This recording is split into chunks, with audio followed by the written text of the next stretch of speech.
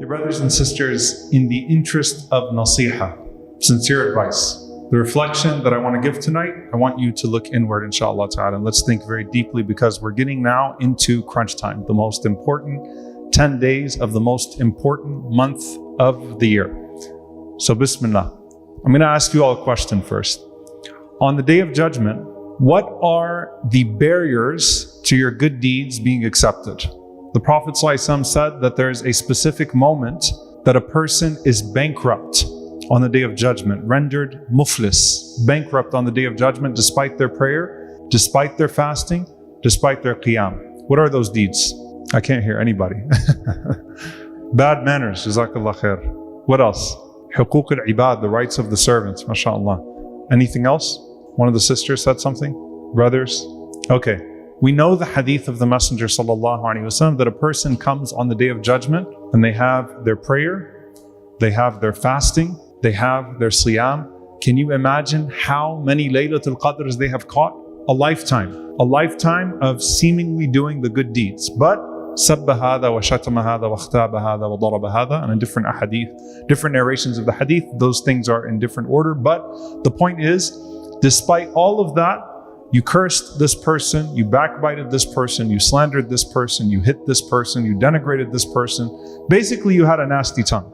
So, huquq al-ibad, the people that you hurt, line up and they take your good deeds until you have nothing left. Laylatul Qadr khayrun min alfi shahr. Can you imagine Laylatul Qadr is better than 1,000 months? 1,000 months. And let's say that a person caught Laylatul Qadr for 50 years. 50,000 months of good deeds, gone. Why? Because of the people that you hurt with this. It's a warning from the Prophet ﷺ. The barriers to our good deeds being accepted or being profitable on the day of judgment. Now, that's not what I want to talk about tonight. I just want to establish a premise for a moment. That as we're getting into the last 10, we need to make tawbah from those things that might take away everything from the last 10. Sheikh Yasir talked about salah, prayer, taking the most of our prayer. And honestly, I appreciated the reminder because it wasn't a feel-good reminder. It was a warning. الَّذِينَ هُمْ عَنْ صَلَاتِهِمْ سَاهُونَ. Usually you hear the good things about prayer. It was a warning not to be forgetful for your prayer, right? With your prayer, and lose out on your prayer. This is beyond that. This is your good deeds going to waste because you're not reforming your akhlaq. You're not reforming your manners. And so if you want your ibadat to be accepted, you have to reform your akhlaq. Can you all remember that? If you want your ibadat, your acts of worship to be accepted, you have to reform your what? Your akhlaq, your manners. If you want your acts of worship to be accepted, you have to reform your manners. May Allah subhanahu wa ta'ala allow us all to reform our manners and to perform our acts of worship. Allahumma ameen. This is the time to do it. In this life, there's also another prominent aspect of these next 10 nights, which is dua to Allah. Constantly making dua. We have lists that we go to Allah with. You've been asking Allah for all this time. Laylatul Qadr is the night of decree. So you want something to happen in the next year? That's your night. That's the night that your next year is going to be decreed. In the next 10 nights, your next year is going to be written down. Think about the consequence of that. Including, by the way, those who plan to go to Hajj. May Allah write us amongst them. Allahumma ameen. So in these next 10 nights, something is going to happen with your decree, right? And what is the barrier to your accepted dua? And that's where I want to stop for a moment and think about the surahs that we just passed. Surah An-Nur, Allah subhanahu wa ta'ala talks about the ideal society that got polluted by some of those bad akhlaq, those bad manners, slander, gossip, until they did not spare our mother Aisha radiallahu ta'ala anha, our mom. Our mom was slandered. You love your mother? You're reading about the story of your mom being slandered with the worst type of slander. Our mother was slandered by people we also love, not the hypocrites, Ibn Ubay ibn Sarur. Some of the Sahaba fell into the trap, passing it right and left. They took it and took aspects of it and passed it. And Allah forgave the companions, not the hypocrites. But what did Allah subhanahu wa ta'ala say? يَعِظُكُمُ اللَّهُ أَن تَعُودُوا لِمِثْلِهِ أَبَدًا. That's a strong warning. I'm warning you never to go back to this again. Nothing like it, the remnants of it. Don't you ever go back to anything like that episode ever again. يَعِظُكُمُ اللَّهُ أَن تَعُودُوا لِمِثْلِهِ أَبَدًا. Allah let you off with a severe crime. And yes, there were some people that had to pay the penalty of slander. And there were others that Allah knows. They passed the slander, but they were not amongst the main slanderers. But Allah subhanahu wa ta'ala offered an amnesty, but a warning with that amnesty. Don't you ever go back to that way again. Let there never be an episode like Hadithatul Ifk in the society of Medina again, like the slander of our mother Aisha radiallahu ta'ala anha in the society of Medina again. That's a strong warning. Honestly, if you're reading that ayah, the strength of it is such an admonishment. The strength of it, like it's not even, Allah does not even talk about what the consequences are. It's just Allah is warning you. I'm warning you, do not ever go back to anything like that again. Don't let that happen in the society of Medina again. Just like Uhud, don't let the disobedience of Uhud happen again. And they never did, right? The Sahaba never had another Uhud episode. And the Sahaba never had another Ifk episode. Alhamdulillah, because they were a people who took the Quran very seriously. And then you see in Surah Al-Furqan, Ibadur Rahman, the servants of the Most Merciful. And Allah mentions their tawbah, their repentance. Why? Because all of you will sin. All of you will sin. All of the children of Adam will sin. All of us will fall at times. But Allah subhanahu wa ta'ala mentions in the qualities of the servants of the Most Merciful, إِلَّا مَنْ تَابَ وَآمَنَ وَعَمِلَ صَالِحًا. Except for those who repent and they believe and they work deeds of righteousness. And Allah re-emphasizes that, by the way. مَنْ تَابَ وَعَمِلَ صَالِحًا. The one who not only repents, but who puts in the place of where they used to sin a good deed instead to hold that place. They cut off the means to sin and they now have the means to good deed. They now have means to a good deed with Allah subhanahu wa ta'ala. And for those people, يُبَدِّلُ اللَّهُ سَيِّئَاتِهِمْ حَسَنَاتٍ. How merciful is Allah? Allah switches their sins to good deeds. Now, Surah An-Nur was a warning to society. As a community, don't mess up like that again. You don't get two Hadithatul Ifks. You get one, you messed up. As a community, make tawbah to Allah and learn the lesson as a community. Ibadur Rahman is very individual. When you messed up, turn back to Allah and put in the place of your sin a good deed. Why do I want to build on this, inshaAllah ta'ala, tonight?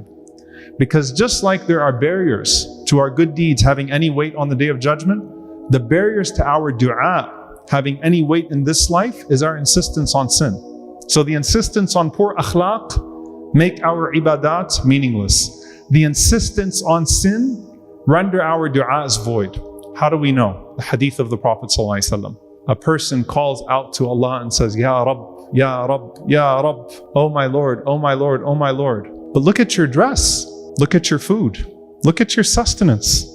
You're insisting on haram, and then you're insisting on Allah subhanahu wa ta'ala to answer your du'as. How does that work? Yes, Allah answers du'as. But what kind of effort are you putting in? You're insisting on your ways, and then you're insisting Allah answer your supplications. It doesn't work that way with Allah subhanahu wa ta'ala. أَنَّ يُسْتَجَابُ لَهُ. On what basis are you going to be responded to? You're not willing to reform your ways, but you want Allah subhanahu wa ta'ala to answer every one of your supplications. Why? So I followed the tips. I read the dua. I said, Allahumma innaka afuwan tuhibbul afwa fa'fu anni. I prayed the entire night. I caught tarawih. But my du'as, look, for myself and for you, Ramadan resolutions means difficult sacrifices. And what I want to really advise myself and all of you, and wallahi, it comes from a sincere place, I hope, for myself and for you. Remove the means that are causing you to constantly fall in the sins over and over and over again. You know, for some people, that means scrub your social media. If you're not going to do it in Ramadan, then when are you going to do it? You need to delete your social media. For some people, that means I need to exit certain WhatsApp groups, or I need to delete WhatsApp altogether. For some people, that means I need to delete certain contacts. Honestly, there are certain friends in my life that just provide a constant avenue to sin for me. For some people, that means I really need to consider at this point, if I'm in a haram business or I have a haram level of earning, I'm going to cut it off now. For some people, that means reforming your dress. For some people, that means reforming your food. For some people, that means reforming your sustenance. But every one of us has to look deep. Because when you show Allah subhanahu wa ta'ala that you're going to insist on these ways and you're not willing to make those sacrifices, that is the barrier between you and your supplication. Your du'as become mechanical at that point. How beautiful is the du'a of a person that says, Ya Allah, I'm changing. Ya Allah, I'm taking the next step in my journey to you. Ya Allah, I'm looking at myself and I'm not going to insist on these things, no matter how minor they are. Remember the Prophet ﷺ said, إِيَّاكُمْ وَمُحَقَّرَاتِ الذُّنُوبِ. Beware of the minor sins. Some of you are planning weddings right now for after Ramadan. How are you planning that wedding to be? Think about it, right? Every single aspect of your life, what are you thinking about doing right after Ramadan? Every single one of us look deep in the mirror as we go into these 10 nights and say, how do I delete my past?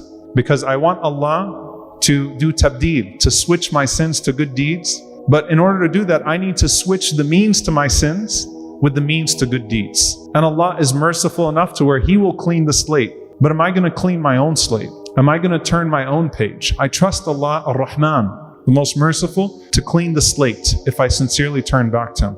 But will I fill it with good? And so while we're talking about Ramadan resolutions, we're less than 2 weeks left in Ramadan. If you weren't going to make the change in these next 2 weeks, if you're not going to do it in Ramadan, when are you going to do it?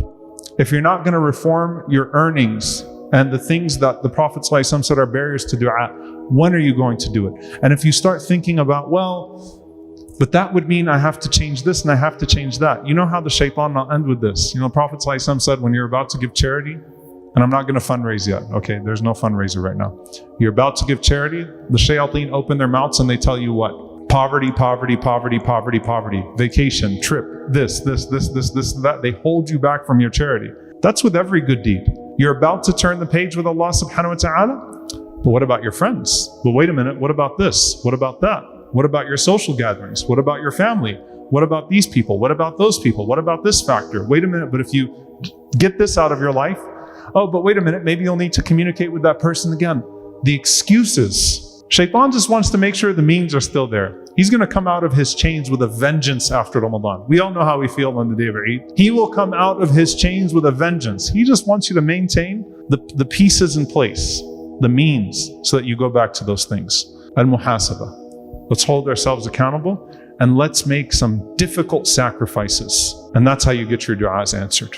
Just like we don't know how the sins affect our lives. They make our lives devoid of barakah. They bring in our lives ibtila. They bring in our lives trials and tribulations that we don't even trace back. The same thing, dear brothers and sisters, with our du'as.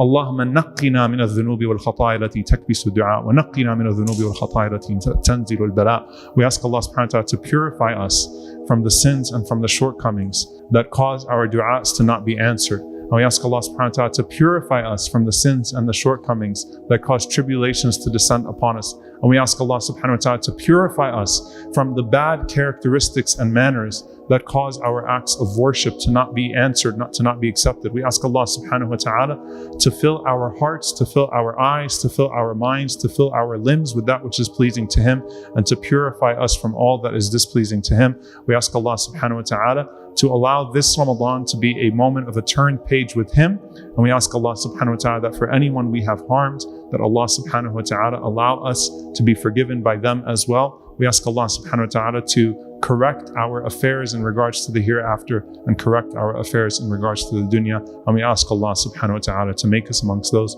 who catch Laylatul Qadr and who do not have Laylatul Qadr invalidated on the Day of Judgment. Oh Allah, accept it from us.